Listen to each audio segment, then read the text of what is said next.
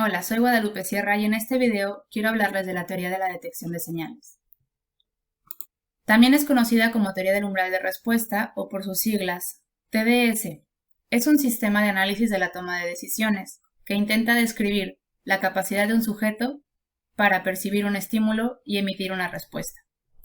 Todo esto comienza a utilizarse en la ingeniería por medio de las ondas electromagnéticas y la creación de radares, motivados por la Segunda Guerra Mundial y la necesidad de anticipar ataques buscando reconocer una señal y responder a ella asertivamente.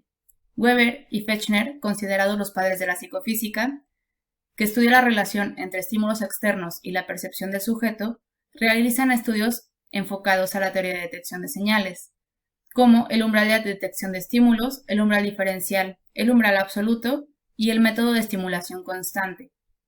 Fechner considera el umbral como un punto casi constante que llamó barrera neural. Sin embargo, Sweets y Green rechazan el método de estimulación constante y proponen la teoría de detección de señales, afirmando que se puede dar una respuesta sin haber un estímulo o una señal. Allan, Siegel y Tangen hacen un paradigma experimental en su estudio de percepción de contingencias y concluyen que el modelo asociativo de eventos binarios captura mejor los datos de respuesta del observador.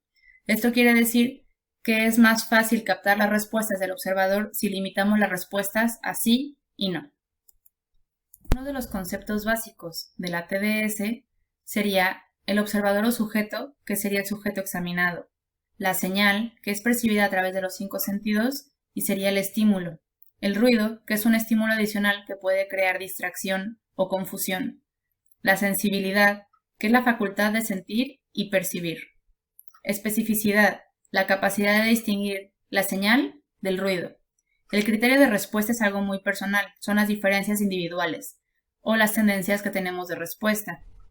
Aquí entrarían los sesgos que voy a explicar más adelante.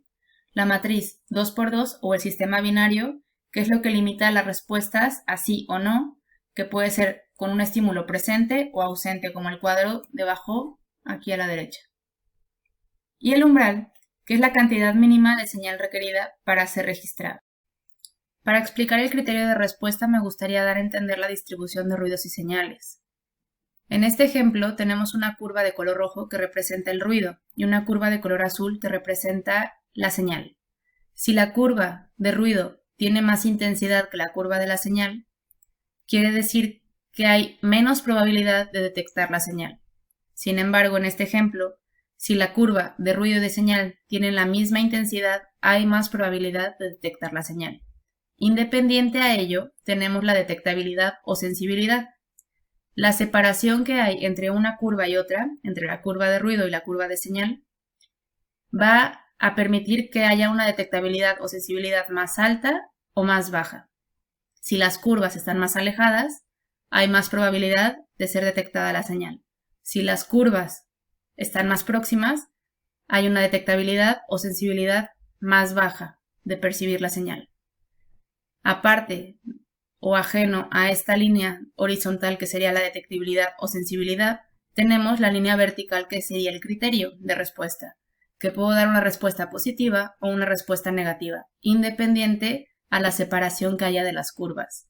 En esta diapositiva lo que quiero dejar claro es que la sensibilidad o detectabilidad es independiente al criterio de respuesta. El criterio de respuesta sería el sesgo. La decisión de respuesta emitida va a depender del sesgo y de la sensibilidad del sujeto. La sensibilidad es independiente del sesgo. Hay 3 sesgos o criterios: el sesgo o criterio laxo o liberales, el criterio estricto o conservadores y el criterio moderado, que sería el intermedio a los 2 anteriores.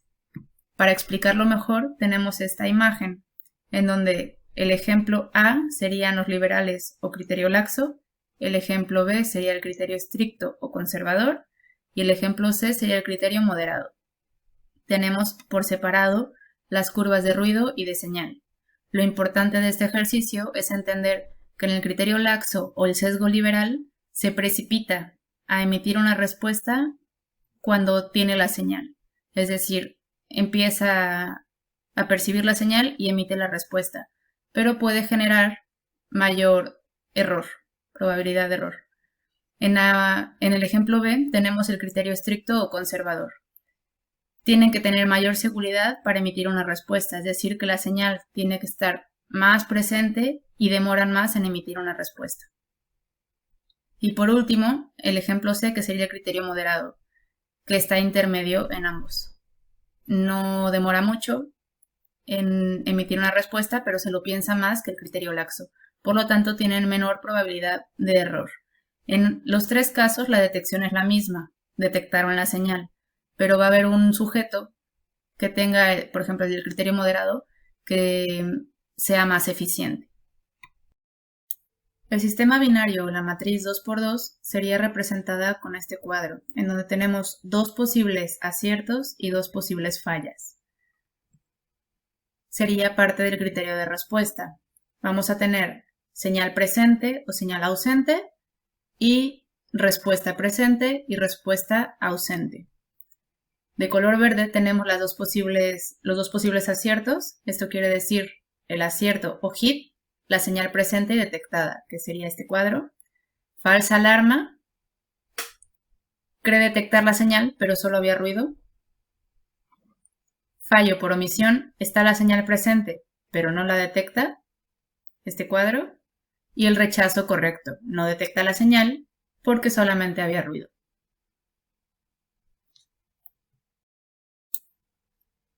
Hay varios factores que pueden afectar el tipo de respuesta. Puede ser la intensidad de la señal o del ruido, como el ejemplo de esta imagen, la sensibilidad del sujeto para percibir la señal, la decisión que puede interferir los sesgos, como el liberal y el conservador, la atención o concentración del sujeto en la actividad en ese momento, la probabilidad de que la actividad o la señal se presente. A mayor probabilidad de que se presente la señal, hay mayor probabilidad de que el sujeto la detecte porque está más pendiente. Las aptitudes personales, que pueden ser psicométricas o psicofísicas. En este caso puse un ejemplo para poder entenderlo mejor, la matriz 2×2, con todos estos factores. El estímulo o la señal sería que alguien toque la puerta. El sujeto está escuchando música, que sería el ruido. Si el estímulo está presente y el sujeto escucha la puerta independientemente del ruido y abre, sería un acierto. Si el estímulo está presente o la señal, alguien toca la puerta, pero el sujeto no escucha, hay un fallo por omisión. Si el estímulo no está presente, o sea, está ausente, si nadie toca la puerta y el sujeto está escuchando música y cree escuchar que alguien toca la puerta y abre, sería una falsa alarma. Hay un error. Si el estímulo está ausente, nadie toca la puerta y el sujeto está convencido de que nadie toca la puerta y no abre, sería un rechazo correcto. La curva de ROC o curva de operación del receptor es la forma de plasmar gráficamente o en diagrama la capacidad de diagnóstico de un sistema binario o de la matriz 2×2. En este caso se utiliza para plasmar la teoría de detección de señales. Por un lado marca el porcentaje de positivos correctos y por el otro lado el porcentaje de positivos falsos, haciendo una curva en donde se plasman los datos. En este ejemplo tenemos S, M y L, respectivamente marcarían el criterio estricto, moderado y laxo de un experimento con teoría de detección de señales. Es la forma gráfica de representar los datos. Para cerrar la presentación me gustaría hacer unos comentarios y conclusiones. La teoría establece que además de la sensibilidad, el criterio de decisión también influye en la respuesta del individuo. Es decir, independientemente que se detecte la señal, el criterio de decidir si la vi o no es muy particular, sería parte de los sesgos e influye en la detección de señales. El sistema perfecto o el sujeto con menor probabilidad de equivocación sería sensible y específico. Sensible porque detecta la señal siempre o casi siempre y específico porque distingue la señal del ruido y no da una respuesta positiva cuando no está la señal.